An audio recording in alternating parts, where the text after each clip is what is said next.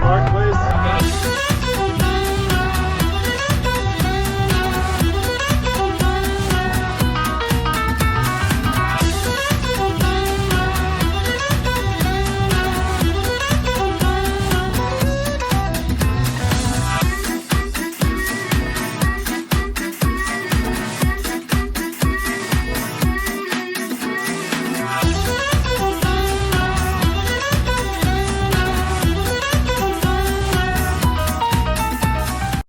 Good to August Fallja. Hi, how are you doing?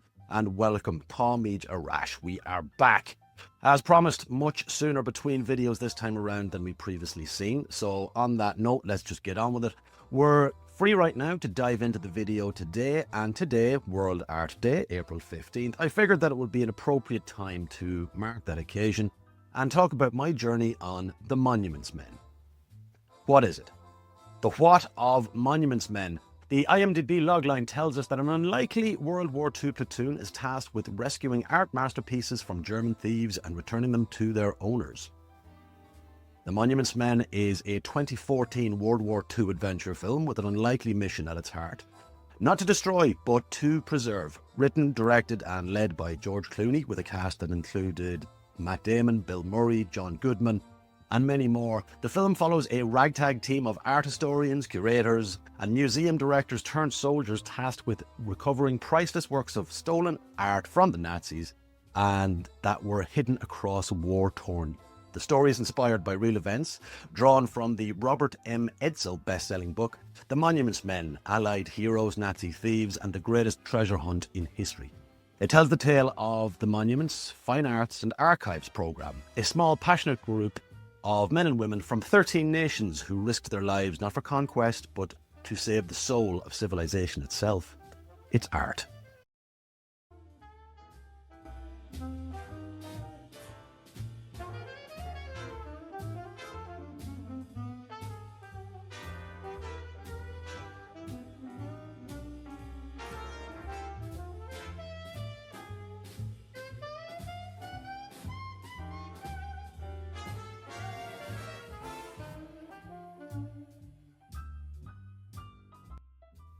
The Who of Monuments Men. Who did I play? On the Monuments Men, I played Captain Tom Harpen, an officer in the US Army Corps of Engineers stationed near the Altaussee salt mine during one of the most critical phases of the war. Harpen is a boots-on-the-ground presence when the Monuments Men arrive, closing in on their final objective, which is recovering the legendary Ghent altarpiece and thousands of other missing masterpieces that were hidden deep within the mine by the Nazis. As the Americans prepared to withdraw and hand the territory over to the Soviets for their control, as agreed, the pressure was immense. This was a very narrow window, just days and perhaps hours until the countdown of the Red Army taking over that region. Harpen's role in this moment is crucial, helping the Monuments Men navigate the terrain, access the mine and ultimately locate the stolen works before time runs out. As an engineer, he's not there for the art, but he understands the stakes. Now, here's something that I'll never forget. George Clooney himself told me that the name Harpen was a personal tribute. It comes from an elderly gentleman in Clooney's hometown in Kentucky, if I'm not mistaken. A small business owner who supported him when he was a young struggling actor and a gentleman by all accounts. This was long before Hollywood came calling George's name. Naming the character Captain Harpen was George's quiet way of honouring the kindness of that gentleman. You'll actually find the name Harpen appearing in more than one Clooney project. It turns up again in The Ides of March, another film he co-wrote. It's a small but meaningful thread woven into his storytelling, and I was extremely proud to carry that name in The Monuments Men, especially in a role that was tied to such a powerful chapter in history itself, but also that was a tribute to what sounds like a lovely man. The when of Monuments Men. When is it? The Monuments Men is set in the final chapter of World War II in the spring of 1945, probably very late April into early May when you meet my character. The Nazis are on the run, Allied forces are sweeping across Europe, and the cultural heart of the continent hangs in the balance. While cities fall and borders shift, a small team of unlikely heroes is racing against time to preserve what remains of Europe's stolen art. Three major historical events during this time. April 12th, 1945, President Franklin D. Roosevelt passes away and Harry Truman steps into the presidency. April 30th, 1945, Adolf Hitler dies by suicide with Soviet troops on Berlin's doorstep. And May 8th, 1945, VE Day, Victory in Europe Day. Nazi Germany surrenders and the war in Europe comes to a close. That's the world our story drops into, where art hangs by a thread, and time is running out. Now fast forward almost 7 decades to spring of 2013, when we filmed the movie on location in Germany. Some of the top 3 Google searches of 2013 were, in first place, the harrowing and awful events of the Boston City Marathon bombing. In second place, Daft Punk, Get Lucky, which had dropped everywhere and was taking over the charts. And in third place, Game of Thrones Season 3. The where of Monuments Men. Where is it? The Monuments Men spans the crumbling edges of war-torn Europe in late 1944, early 1945.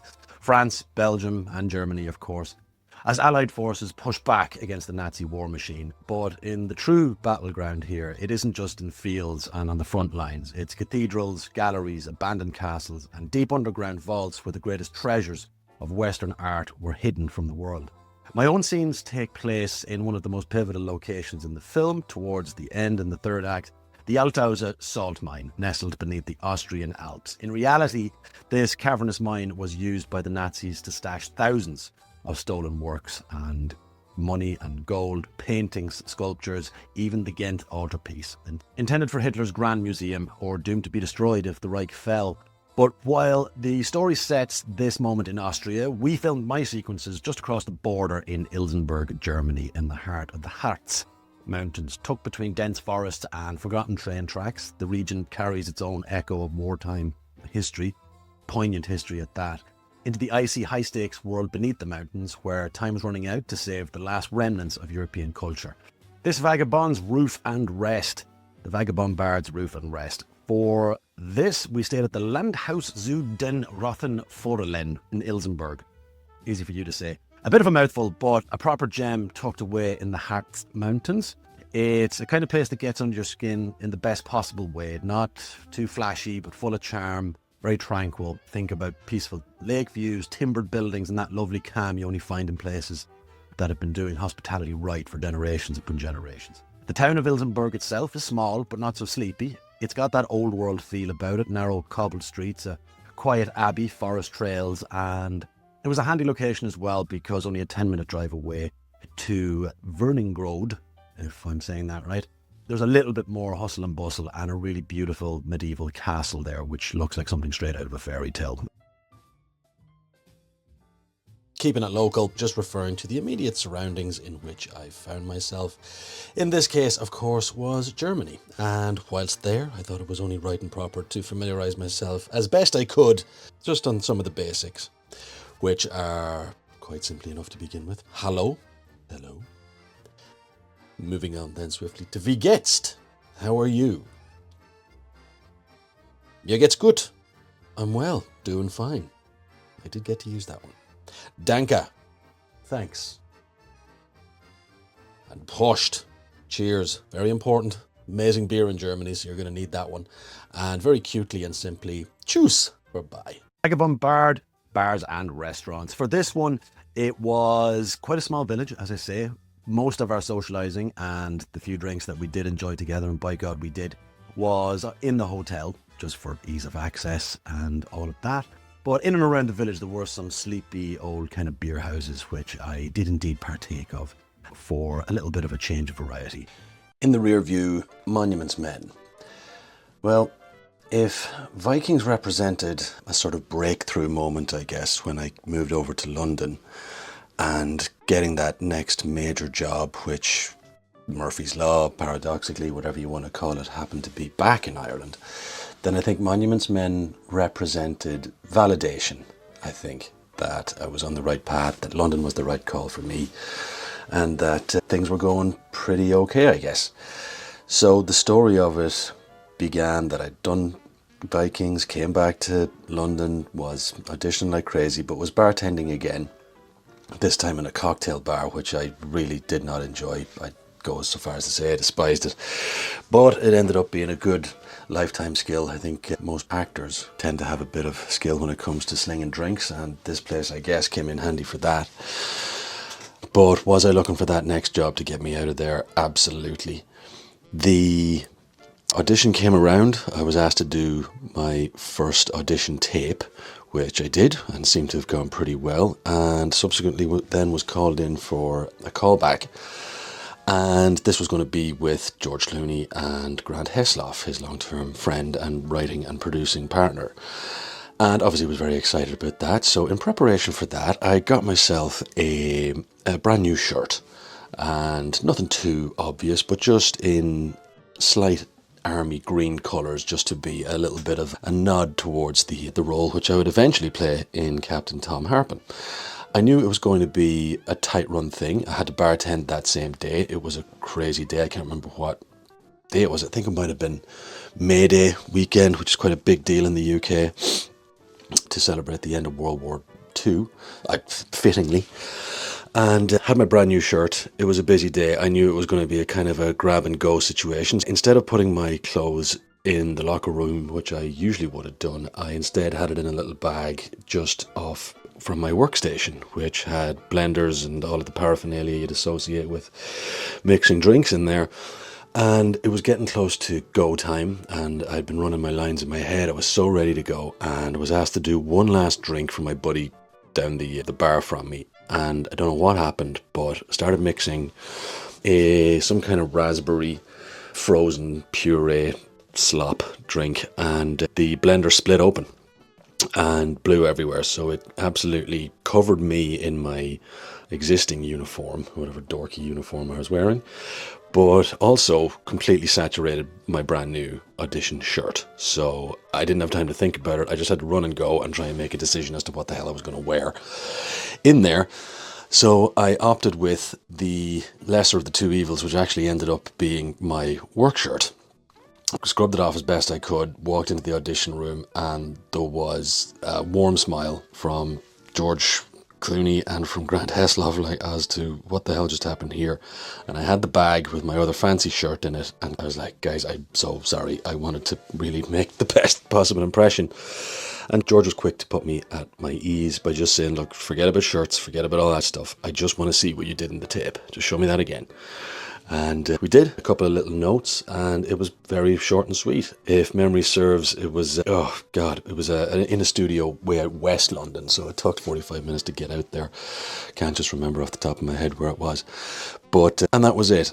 And it was one of those rare occasions with an audition that within the next hour or so, obviously the calls went pretty quickly. I had to go straight back to work. But yeah, I was working a crazy Friday evening shift or whatever it was, and got a text message from my agent that I got the job. So that was fantastic. So that was the beginning of the Monuments Men journey, despite the tragedy of my best laid plans for a brand new fancy shirt. Rolling on from that then, getting over to Germany and getting the costumes sorted and getting that first day on set. Fun fact, Monuments Men was my first ever feature film, regardless of Irish feature film or UK feature film. It was my first feature film, period.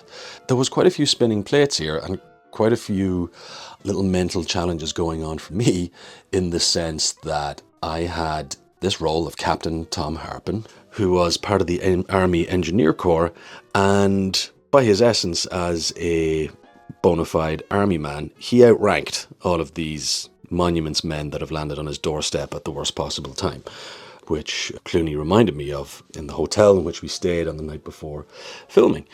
And, you know, that I don't be afraid to have that assertive nature, and this is your house, and who are these guys? So I was like, okay, you are taking that on board, that you are this outranking individual of these gentlemen surrounding you, but it is your first feature film. The individuals surrounding you are George Clooney, Matt Damon, Bill Murray, John Goodman, Bob Balaban. George is the writer and director, and they're all American, so they obviously speak perfect American accent English. So there was a couple of little challenges for me to overcome that first day, but we did, and we got there. We set up the shot, and we do a walkthrough, a bit of rehearsal for camera. And it goes pretty good. I'm pretty happy with myself. I'm like, all right, that didn't set anything on fire and fall over myself. So that was a good start. And The first AD, lovely gentleman, just is looking through his notes and walks over and whispers something to George. And I see a kind of a bit of a conspiratorial chat going on. George looks at me and I'm like, oh God, what did I do? And he strolls over in that indomitable, wonderful swagger that George Clooney has and says, Dermot, I completely forgot, or maybe I didn't know, but someone's just let me know this is your first ever feature. I was like, yeah. How are you feeling about that? I was like, feeling good. Hope the rehearsal was all right. He goes, yeah, forget all about that. And he took a minute to step aside to get out in the sunshine and have a cup of coffee or a water, whatever we were doing. And he says, my first director wasn't particularly nice to me, and I never forgot that. And I ever since that, I never want an actor to have that experience with me. And you having a good time? Having a great time, thanks. And he then went on to fluff my feathers a bit and tell me an anecdote about the origins of the name Harpen. And he, long story less long, before he booked ER, he proceeded to tell me that things weren't going the greatest for him and he was feeling a little bit down on his luck, and he went home to Kentucky, I believe it is he's from, and also was a little bit cash strapped, and there was a gentleman in town there who, if I'm not mistaken, there was a lot of machinery rolling by us at the time. I think he said he was the local shoe shop owner, Harpen Shoes. And this gentleman was a little bit perplexed to see young George back, not following his dreams in Hollywood, and asked him what's it going to take to get him back in the game. And he gave him a figure, and the guy said, well, this is for you. This is a gift. Get out there and get after it. And the next job he got, or very shortly after, it was ER. So that was Mr. Harpen. And as a sort of a nod and a tribute to him, there have been a few Harpens here and there, many in various drafts of the scripts that he's written, but in particular, The Ides of March, there is a character named Harpen, and then of course in Monuments Men there's a character named Harpen, and he says, and you are carrying that name today. And he goes, how do you feel about that? And I was like, I feel pretty amazing about that. He goes, all right, you want to make a movie? I do want to make a movie. So we then went on and shot the scene. My first one was when we come out of the mine and explaining to the guys that it's all blown up to shit in there. And by that point I felt pretty in the groove, and then we continued to do the other scenes of looking at the map and the trunk of the Jeep and whatever. But it was just a really classy, much appreciated method of Mr. Clooney to put me at my ease, make me feel welcome and part of the team, and it really did the trick. It really settled me down. Moreover, all of that, just the welcome of all of the guys. I recall my first day on set waiting to get to set and hanging out around the trailers, and I saw Bill Murray riding his bicycle, his Monuments Men beautifully crafted, beautifully branded, custom-made gift bicycle from George Clooney to his principal cast, riding along to his trailer. And he'd heard I was around. He says, he gave me this great wave. I says, are you the Irish guy? And he goes, I am, yes. He goes, we're going to talk about golf in Kilkenny. And that was that. We chatted about the beautiful county Kilkenny in Ireland, where I spent a little bit of time over Christmas. If anyone's ever been to Ireland and been there, you know what I'm talking about. But if not, for sure, stick it on your list. We then finished our day's filming. All went well. Again, didn't knock over too much furniture or set anything on fire, so I was taking that as a win. Got ourselves back to the hotel, and if memory serves, it was George Clooney's 55th birthday. I'm going to have to look up the math on that. I'm not entirely sure. But it was George's 50th or 55th birthday, something to that effect. I will fix that or check that out later. And we were all going out for drinks, and by God, we had a great time outside of Ilsenburg, a sushi place, and they were wonderful. It was a relatively small party, maybe of 12, 15 people. And the party continued back at the hotel, and everyone was in pretty high spirits. But I had asked Bill Murray for a photo, and he was a little bit tricky and a little bit evasive on that one, but very playful nonetheless, and because you kind of have to earn it with Bill.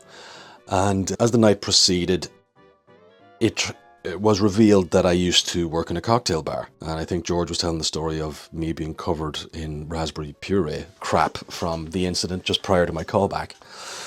And that came up, and Bill Murray's favourite cocktail is a Sazerac. which is a cocktail I knew very well, and I knew the variations of it. And it is for those of you that don't know, it is a beautiful drink, but it is one of his favorites. And I said as much, like, I can make you one. And he goes, all right, I'll make you a deal. You make that cocktail and you'll get your picture. Deal on. And we had pretty much taken over the hotel. It was just our production, and which made for a very intimate situation for us all to get to know each other. And I hopped across the bar, which welcome to do. As I say, we'd pretty much taken over the entire joint, and proceeded to make the cocktail as best I knew. And just as a hush and eyes around the room were all on me kind of moment. It just happened organically, and I'm thinking to myself, and I'd had a few as well at this point, you have to remember, but I'm thinking to myself, God, please God, let this be good. Getting the drink together, giving it a stir, getting it all prepared, getting my garnish just right. And I present it to Bill, and he takes the glass and he takes it up to his mouth and he sips on it gently, and silence descends. And I see George Clooney looking at me, Matt Damon, Bill looking over his glass, John Goodman, and I'm thinking to myself, my God, this is going to be an awful drink. And he breaks the tension and just says, it's good. And there's a whoo, like a nice ripple of laughter goes around the room. And I do remember Matt Damon giving me a bit of a, you dodged the bullet there, sunshine moment, and it definitely felt like it.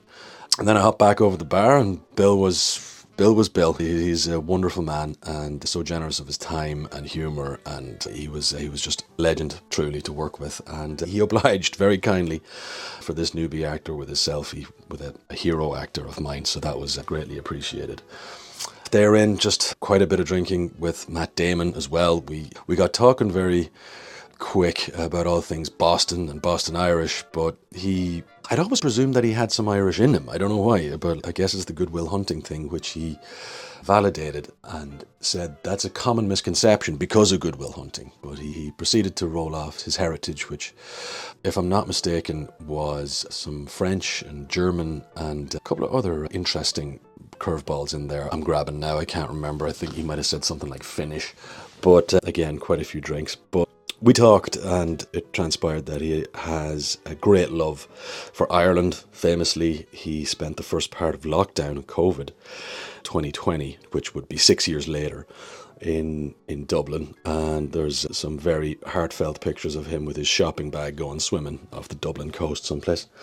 But this was 6 years prior to that, and he talked about getting over to Dublin and O'Donoghue's pub, which I mentioned in detail in my previous video regarding Vikings, which was one of our favourite hangout spots. He talked with great affection about that spot and being in there with Sean Penn and Bono hanging out, and spoke of his great love for Bono as well, of all he's done and for various charitable causes. And here, Bono, legend. And that was the Matt Damon section of those days. On set as well, he really helped me out a couple of times, just very subtly, very, very kind guy. As I say, I was still cutting my teeth in acting for camera, and I was definitely cutting my teeth acting for feature film, as it was my first. And he, on a couple of occasions, I would be setting up a shot, would just afterwards very gently have a word in my ear about, you know what, if you rotate your shoulder this way, then they're going to catch you on B camera as well, and maybe even a little bit of C, and don't take my word for it, but take or leave this advice. And then if you step forward a little bit, then you open yourself up to this other shot later, which George is going to get. That was invaluable. He didn't have to do that, and it was so appreciated. And I honestly learned so, like, in those 3-4 days of filming, I think I learned a huge well of knowledge with regards to the craft of acting, which I still use today. So that was so incredibly generous of him and much appreciated. That's really it. Monuments Men in the rear view for me. To conclude, I think it really taught me that despite the fact that this was my first ever feature film and the stakes were high and the company was pretty lofty to say the least, I walked away from Monuments Men confident in myself that if I could perform under pressure in those kind of situations, surrounded by that kind of company, I could pretty much survive on any set. And that was nourishing and confidence building and reassuring for the road ahead. So it was truly an incredible experience, and one littered with many stories on which I have pontificated, probably too much here, but quite a few little anecdotes in there, and hopefully not too many. But it was a joy and something that I look back on with great pride. So that is, in the rear view, Monuments Men. That's it, folks. Thank you for watching this Vagabond Bard video for the Monuments Men today on World Art Day. It felt like a proper fit. That's how I'll be going forward with these videos. I will choose days in the calendar that I think are good fits with work that I've previously done and try to mesh them together and get them out to you in the fullness of time. I am getting quicker. It couldn't have been much slower compared to the distance between my debut video and the first one, but we're getting there bit by bit, folks. Again, thank you for watching. Stay tuned for the next one. Slán Abhaile, go Ramila Magat, August Tolga Bugge. All the best. Thank you very much, and take it easy.